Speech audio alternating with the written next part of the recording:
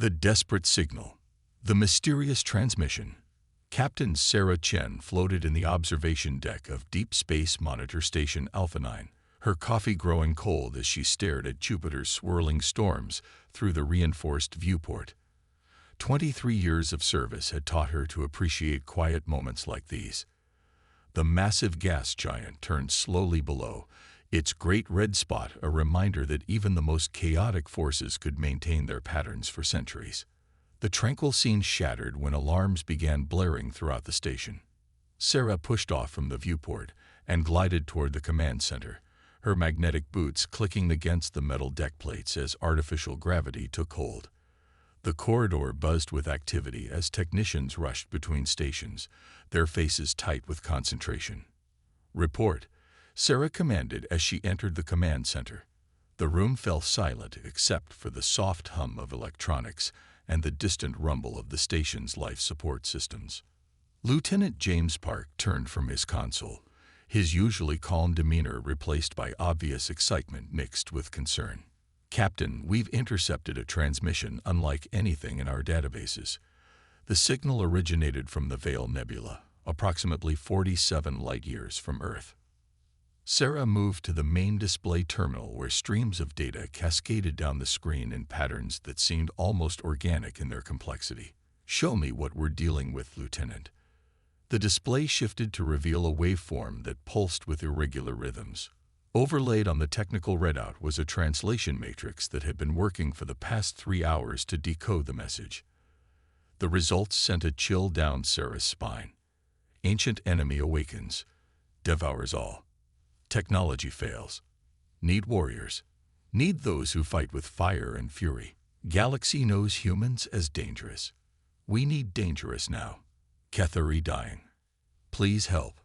Understanding the crisis, Dr. Elena Vasquez, the station's xenolinguistics specialist, approached with a tablet full of analysis data. Her dark eyes reflected the same mixture of fascination and worry that Sarah felt growing in her chest. "Captain, the linguistic pattern suggests this species has been monitoring human communications for decades. They know exactly what they're asking for." Sarah studied the message again, noting the deliberate choice of words. "They're specifically requesting humans because of our reputation, not despite it." "Exactly," Dr. Vasquez nodded. "The Galactic Confederation has spent years painting humanity as unpredictably violent. These Kethari seem to view that as an advantage." Communications Officer Lisa Torres looked up from her station, where she had been analyzing the transmission's technical aspects. "Captain, the signal is deteriorating. Whatever's happening out there is getting worse. The quantum resonance patterns indicate massive energy weapons being deployed." Sarah felt the weight of command settling on her shoulders like a familiar cloak. For 2 centuries, humanity had struggled to prove they belonged among the stars. Most alien species viewed humans with a mixture of fear and disdain, calling Earth a death world whose inhabitants were too violent for civilized space. Trade restrictions, diplomatic limitations, and social isolation had been the price of humanity's reputation. Now, for the first time, someone was asking for help specifically because humans were considered dangerous. The Iron Guard decision. The quantum communication array hummed to life as Sarah established a direct link to Earth Command. The blue glow of the holographic display materialized, revealing Admiral Patricia Reeves sitting behind her desk in the orbital command center above Earth. The Admiral's silver hair was pulled back in a regulation bun, and her steel-gray eyes reflected decades of military experience. "Captain Chen," the Admiral's voice carried clearly across the light minutes between them despite the quantum entanglement communication system. "We've been monitoring your transmission. What's your assessment of this situation?" Sarah straightened unconsciously, even though she knew the Admiral couldn't judge her posture through the quantum link. "Admiral, this appears to be a genuine distress call from a previously unknown species. Their linguistic analysis suggests they've been studying human culture and specifically want our help because of our military capabilities." Admiral Reeves leaned forward slightly. "The Security Council has been in emergency session for the past 2 hours. The political implications of this request are staggering. If we respond and succeed, it could fundamentally change how the galaxy views humanity. The holographic display shifted to show a tactical overview of available Earth Defense Force assets. Sarah's breath caught as she saw what the Admiral was proposing. The Iron Guard, Sarah whispered. The Iron Guard represented humanity's newest and most controversial military development. 5 massive warships designed specifically for deep space combat operations, each one carrying enough firepower to level a small moon. The Confederation had protested their construction, claiming they were unnecessarily aggressive for a species that should focus on peaceful exploration. Admiral Reeves nodded grimly. The Sovereign, defiant, relentless, indomitable, and unyielding. They've never been deployed beyond our solar system, but their capabilities exceed anything the Confederation has seen from human engineering. The fleet prepares. The decision came with startling swiftness. Within 6 hours of receiving the Cathari distress signal, the United Earth Security Council had voted unanimously to deploy the Iron Guard under Sarah's command. She found herself transferred from a monitoring station to the bridge of humanity's most advanced warship, the Sovereign. Standing on the bridge of the kilometer-long vessel, Sarah marveled at the sophisticated technology surrounding her. The ship's AI, designated Athena, had been designed to process tactical information at speeds that complemented human intuition rather than replacing it. Holographic displays showed real-time status updates for all ship systems, while the main view screen provided a stunning view of Earth falling away behind them. Commander Marcus Rodriguez, her newly assigned second-in-command, approached with a tactical briefing pad. His weathered face bore the scars of the Titan mining conflicts, and his reputation for innovative combat strategies had made him a natural choice for this mission. Captain, all 5 ships report ready for hyperspace transition.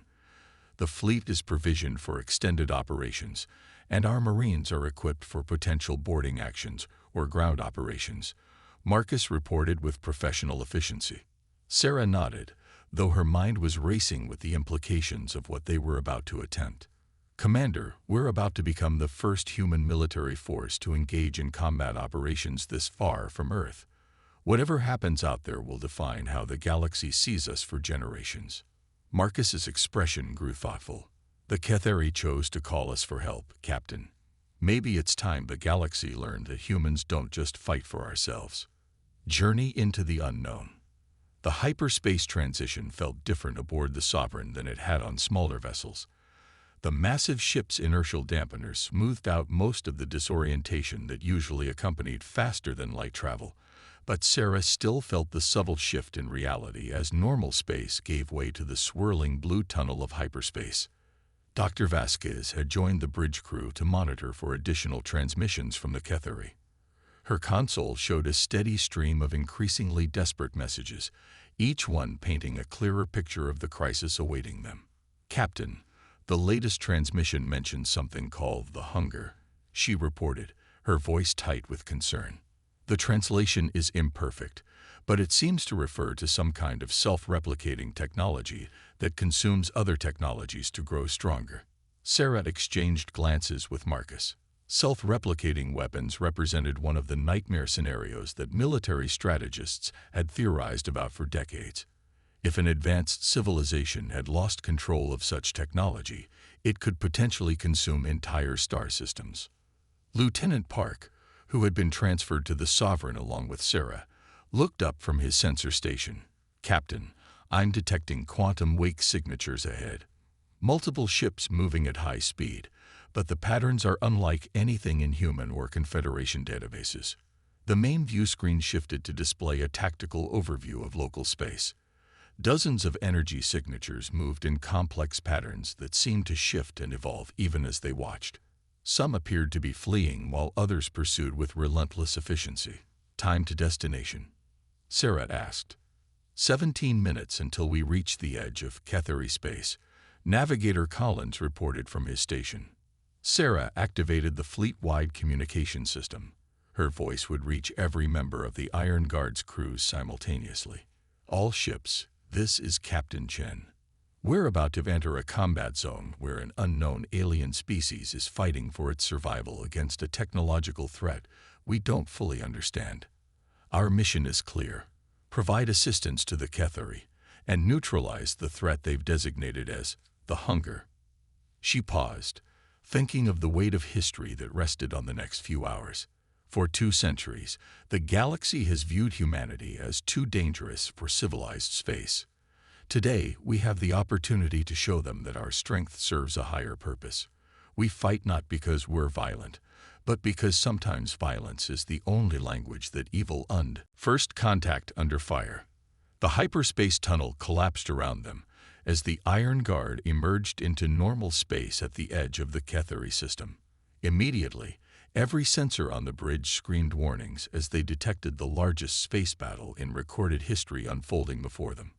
Hundreds of elegant crystalline ships were engaged in desperate combat with what appeared to be massive mechanical organisms. The alien machines moved with fluid grace despite their metallic construction, their surfaces covered in sensor arrays and weapon systems that seemed to shift and reconfigure themselves in real time. "Dear God," Marcus whispered, staring at the tactical display. "The Kethari are being slaughtered." Sarah's jaw tightened as she watched sleek alien vessels explode under concentrated fire from the mechanical swarms. Each time one of the machine entities was destroyed, nearby units would converge on the wreckage and somehow incorporate it into their own structure, growing larger and more dangerous. "Athena," Sarah called to the ship's eye. Analysis of the enemy formations. The artificial intelligence's calm voice filled the bridge. "Captain, the hostile entities appear to be following a hive mind tactical doctrine. They adapt their strategies in real time based on observed enemy responses. Conventional military tactics may prove ineffective." A new voice suddenly crackled through the communication system, speaking accented but clear English. "Human vessels, this is High Coordinator Zephyr of the Kethari Defense Fleet. Your arrival is beyond our hopes. We face extinction within hours." Sarah straightened in her command chair. "High Coordinator, this is Captain Sarah Chen of the Earth Defense Force. We received your distress call and have come to offer assistance. What can you tell us about these hostile entities?" "They are called the Harvesters," the alien voice replied, heavy with exhaustion and despair. "Ancient machines that were supposed to serve as automated miners.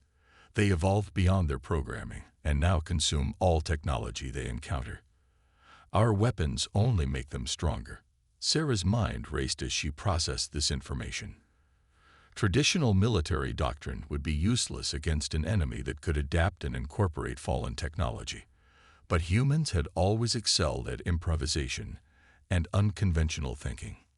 "All Iron Guard vessels, this is Sovereign," she broadcast to her fleet.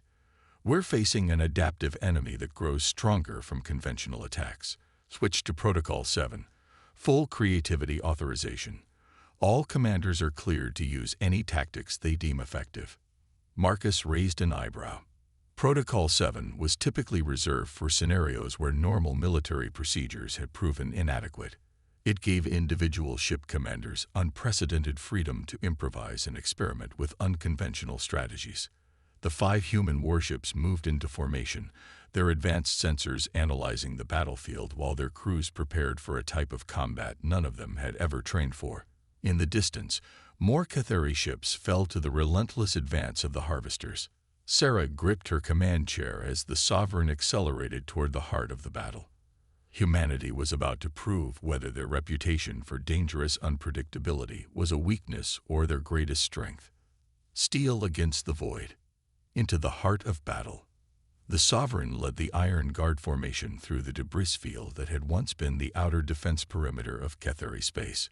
Captain Sarah Chen watched the tactical display as her 5 ships moved with deadly purpose toward the largest concentration of Harvester forces. The mechanical entities had formed a sphere around what appeared to be a heavily populated asteroid mining facility, their forms shifting and reconfiguring as they prepared to consume another piece of Kethari civilization. "Captain," Communications Officer Torres reported, "High Coordinator Zephyr is requesting we coordinate our attack with the remaining Cathari fleet elements. Sarah studied the battlefield through her command chair's integrated displays. The surviving Cathari vessels were beautiful things, their crystalline hulls refracting starlight into rainbow patterns that would have been breathtaking under different circumstances. Unfortunately, their elegant design seemed optimized for exploration and peaceful interaction, rather than the brutal realities of combat. Negative, Sarah decided. The Cathari forces should maintain their distance and focus on evacuation operations. Athena, project optimal attack vectors for unconventional assault. The ship's AI processed thousands of variables in milliseconds before responding. Captain, traditional attack patterns show less than 12% probability of success against adaptive enemies. However, human military history suggests several unorthodox approaches that may prove effective. Feint attacks, diversionary tactics, and deliberate apparent weakness to draw enemies into disadvantageous positions. HFY explained. Human military doctrine has historically relied on deception and misdirection to overcome superior numbers or technology. Sarah felt a grim smile touch her lips. The galaxy had spent 2 centuries calling humans unpredictably violent. Time to show them what unpredictable really meant. The Deception Gambit. All Iron Guard vessels implement Feint Pattern Delta, Sarah commanded through the fleet communication system. We're going to make them think we're more conventional than we actually are. The 5 human warships spread into a standard attack formation that any military academy graduate would recognize. They approached the Harvester sphere at a steady pace, their weapons systems powering up in a display that appeared to follow textbook tactical doctrine. Lieutenant Park monitored the enemy response from his sensor station. Captain, the Harvesters are reconfiguring to meet our approach. They're forming counterformations based on apparent human tactical patterns. Perfect. Sarah watched as dozens of mechanical entities shifted position, their adaptive intelligence responding to what appeared to be a straightforward military assault. The machines were learning from observation, just as the Cathari had warned. Execute Phase 2, Sarah ordered. Suddenly, the human formation exploded into chaos. Ships that had been moving in orderly lines began performing maneuvers that would have been impossible for conventional vessels. The Sovereign rolled inverted while firing its main guns. The Defiant performed a spiraling attack run that brought it through a gap in the enemy formation that had existed for only seconds, and the Relentless appeared to lose control before recovering in a position that allowed it to strike 3 Harvesters simultaneously.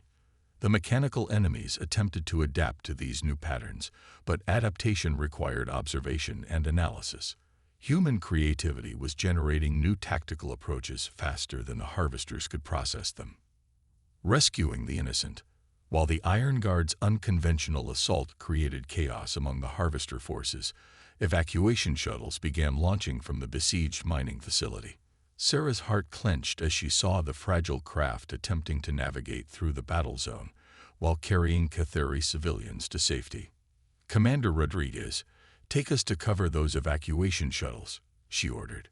Marcus's fingers danced across his tactical console as he coordinated point defense systems and escort fighters. Aye, Captain. All defensive batteries target incoming Harvester interceptors. The Sovereign's point defense systems created a protective web of energy around the fleeing shuttles.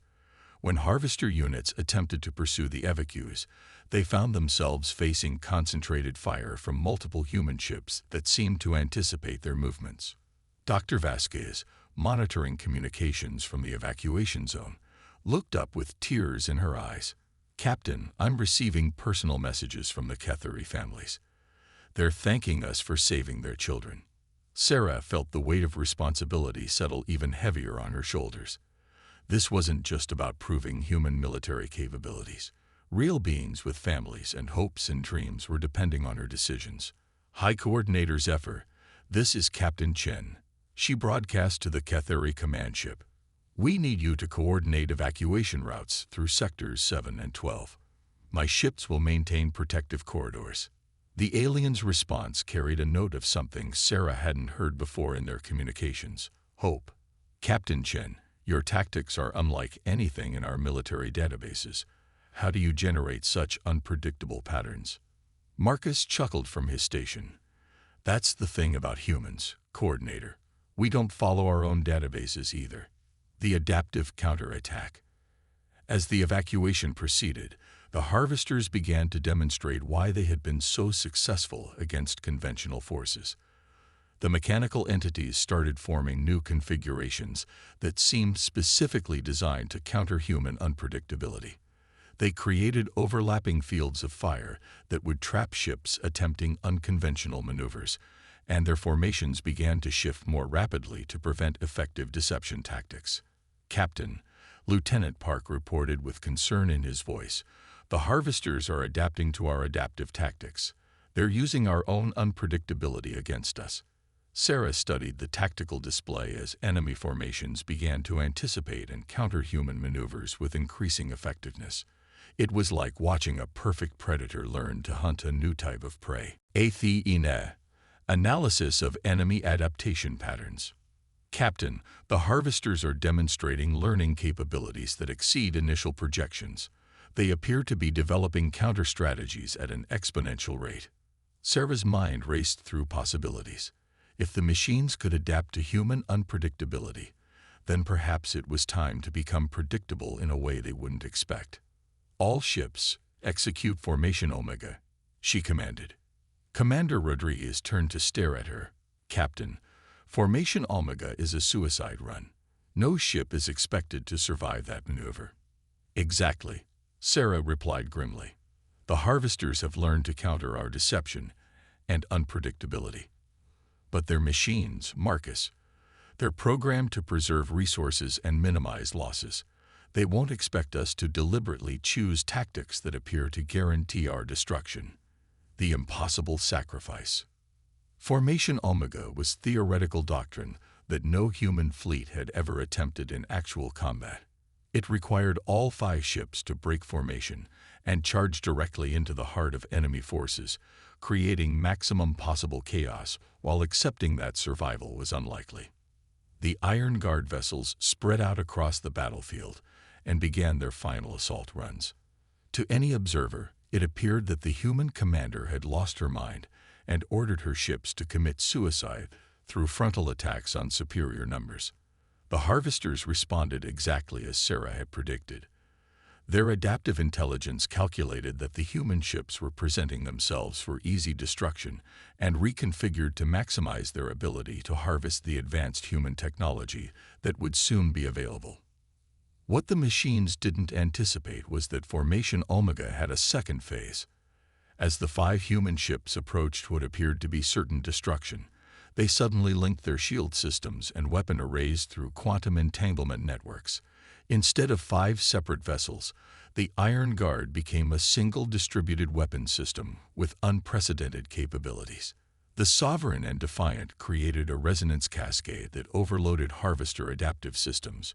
The Relentless and Unyielding generated a quantum interference pattern that prevented the machines from reconfiguring their defensive systems, and the Indomitable delivered a concentrated particle beam assault that nothing in the galaxy had ever witnessed before.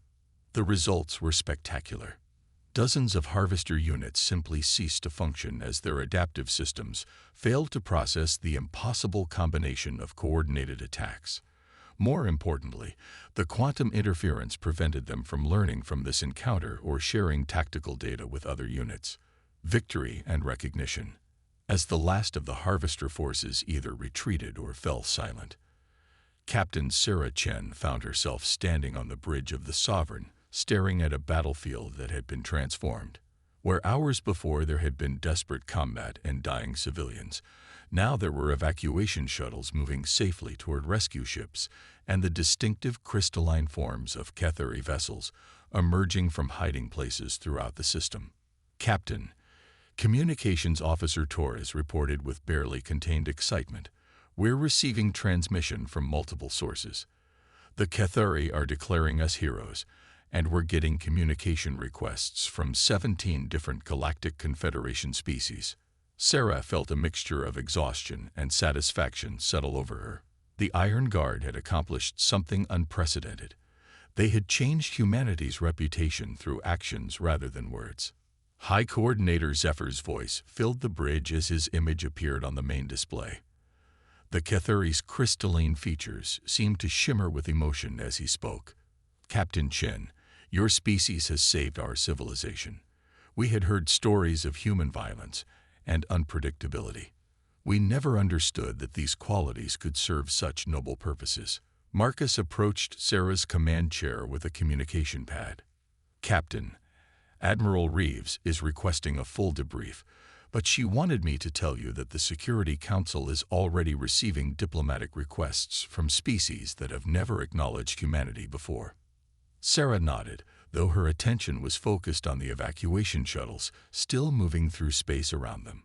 Families were being reunited, children were safe, and an entire civilization would continue to exist because humanity had proven that being dangerous could mean being dangerous to evil rather than to innocence.